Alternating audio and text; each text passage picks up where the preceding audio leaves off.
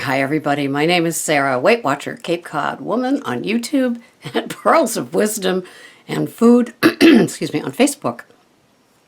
Can somebody tell me why I get spam for big, beautiful women?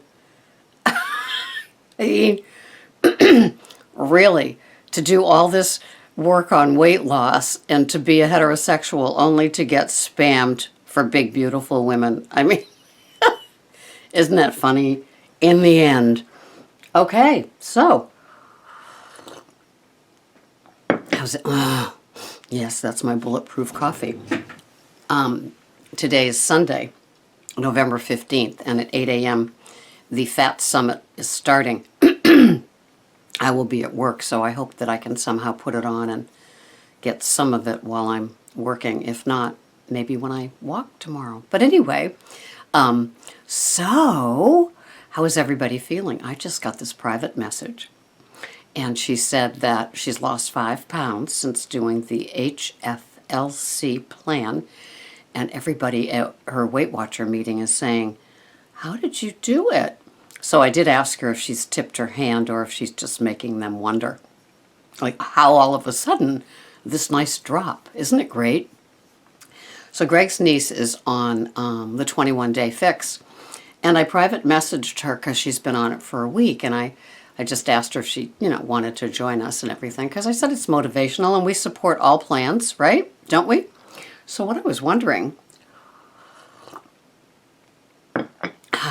oh, heaven, have any of you ever been on the 21-day fix? And how did it work for you?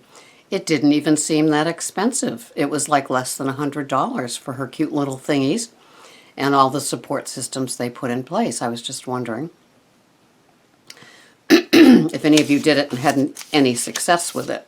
I just pretty much did nothing formal. I just remember when I was younger, I would have 2 boxes of frozen broccoli. I mean, really young, like 14, with like a teaspoon of that horrible margarine on it. I remember that was part of the plan. I don't remember the other things that were, though. But isn't it funny how we get here, the starvation modes? And, one of my friends admitted to me, we were walking one day, that she was on hydroxy something for 10 years. And it's like, wow, that was like her super secret that she hadn't told me yet with all of her weight loss plans. So,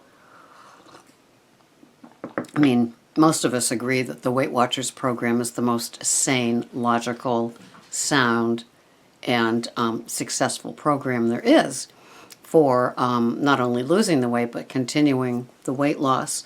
And it sure helped me, and it gave me structure and discipline. And I'm already structured and disciplined, so that's kind of funny, isn't it?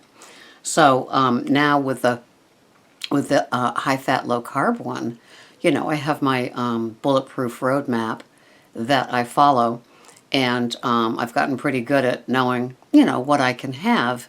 And because I'm on maintenance, I will allow myself, not goodies in the sense of sugar, never grains, never wheat, but yes to the gelato that I had. And I just got Dave's, the bulletproof chocolate. I got 6 bars of it, rather expensive, but no sugar. They use the xylitol, but I do have to say, I had maybe 1/4 or 1/3 of the bar with a half a cup of the gelato, and I will only be buying the Talenti after this Haagen-Dazs one is over because the high fructose corn syrup is in it. And of course that comes from corn, which is a grain derivative, isn't it? At least with danger. So, and it is delicious, but yeah, the Talenti I don't think has the high fructose corn syrup. So even in my allowed treat, my rare and appropriate, it does have some criteria to be met. But I didn't read that until I brought it home. Gosh golly, but yeah. So, but in the treats that I'm saying is, there was a recipe in the Whole Foods winter magazine, the one with the turkey on the front, and it's a it's a butternut squash, and in the little belly of the squash is a nut, raisin, brown sugar, I'll make it with butter, mixture. And so I will be doing that, and that will be definitely a big treat, to have the raisins and the either maple syrup or brown sugar in it. But I'm looking forward to that. And I have acorn squash all the time. I do have butternut squash all the time, but I'm just, I guess, that old wasp thing. I just, mash it. I never thought of, baking it like this. So we'll see how it turns out. And I have a spaghetti squash coming up too, to use with that spaghetti, that's sauce that I made for my grain-free, gluten-free lasagna that some of you may have seen that quickie video. So I am going to be posting this on Messy Monday, November 16th, tomorrow. So don't you wish you were having some of this with me? In a new bathrobe? Does it get better than this? I don't think so. So, Messy Mondays. Okay, so here we are, and we're, like a week and a half out for Thanksgiving. And next weekend will be the beginning of the buying of the things for Thanksgiving. I am not having the dinner. We're going to my son's father-in-law's house. So I have my assigned things of what I'm bringing, and so that's cool.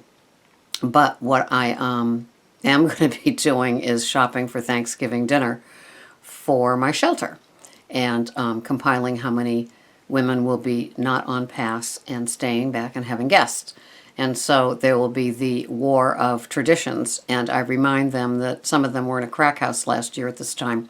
So any tradition outside of that is a healthy, good tradition, right? So whether they do the turkey in the bag or the turkey, blah, blah, blah, with the tent, aluminum foil tent, really doesn't matter. They're in a safe, secure place to be with their children for the holiday. So, but the push is going to come, and next weekend might begin some stress for some of you. This is a non-denominational holiday, and so after that we kind of differ on what holidays we might celebrate in December. But but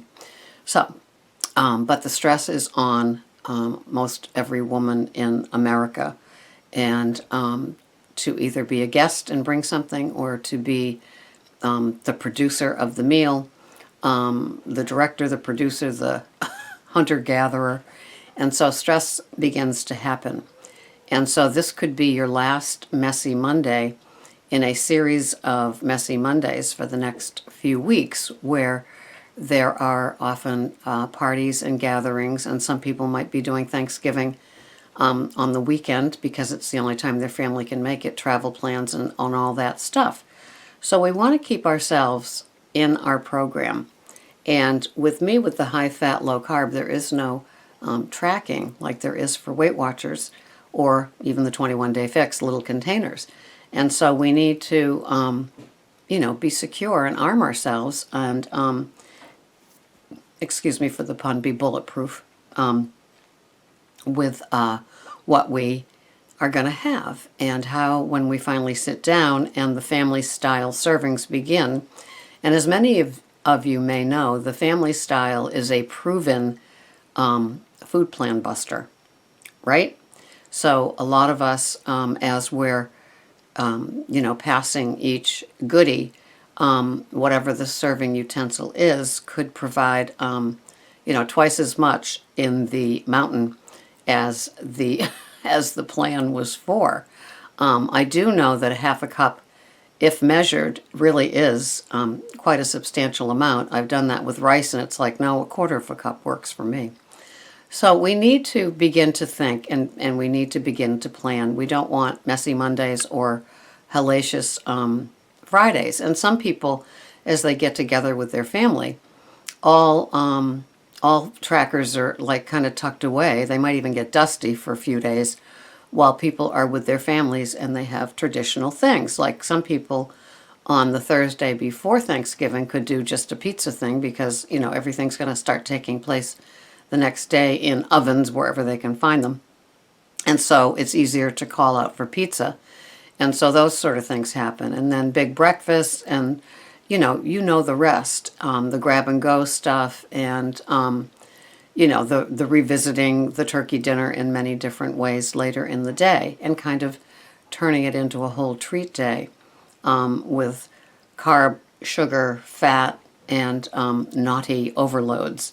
So we want to be conscious of it as we go into it and know that as wonderful as these things might taste, the next day or the next weigh-in, we really want to, is it going to be worth it? You really need to decide and be honest with yourself and maybe honest with yourselves here. A messy Monday, we've had them, right? And we know about them, and a lot of women have told on themselves, when we do the confessional booth on a Monday. And they will say that, they thised or they thatted, and they might not have told somebody before, the sin of omission, right? I did it, okay. And some people have been on some websites. I've been on some websites where the enablers will all say, I've done the same, it's okay, no problem. But is it really? Is it really okay to indulge or even worse, overindulge and have your brain go on that, that checkout? And I'm looking at you, right? Anybody that has not checked out their brain and gone on a food binge, you're on the wrong website, right? You're on the wrong Facebook page or YouTube channel. I mean, who hasn't among us? I think sometimes the little nibblers along the way, the women that dip their hands into the office bowls of candy and things like that, I think that is a really hard habit to break because those sabotagers come out in full force this season, don't they? And the people that wanted one cookie, so they make their favorite batch and they bring them into work because they didn't want to be tempted. Oh, thank you. So, let's talk about this. Let's have open discussions about this as we lead into this. A messy Monday is one thing if, like, say you went to some festival where they were serving, things, and it's a tradition for you to go with your family, and so you kind of check your brain out. You left your brain in the car and walked to the festival and kind of indulged. But let's be serious about this. Let's pick something. What is it that is something that you love, you adore, and if you had one serving of that and not the whole Megillah, I know that when I go to functions, I usually bring something that works in the food program that I am on, which for me would probably be some veggies, of course, steamed organic veggies or roasted organic veggies, maybe coated in coconut oil, or, I'd bring my butter on the side, my grass-fed butter. So what things can you plan so you are kind of covered, On my food plan diet, I can't have gravy this year, but I can have grass-fed butter. So is it a sacrifice? Will I curl up in a ball and whine to anybody there? No, my plate will just be naked from gravy, and I'm not going to announce it to anybody. It's just what I'm doing. And my portions of the high starchy veggie, like, mashed potatoes, which I am bringing, Red Bliss, will be smaller, but it will be there. And there won't be any stuffing. Oh, boo-hoo for Sarah. But will I feel better on Friday? Yes, I will feel better, because nothing feels as good as being clean and structured and allowing what you allow. I was in, I go to this fancy French bakery. You just open the door and smell butter. And I go every Saturday for a treat for Greg for his dessert after the steak night, right?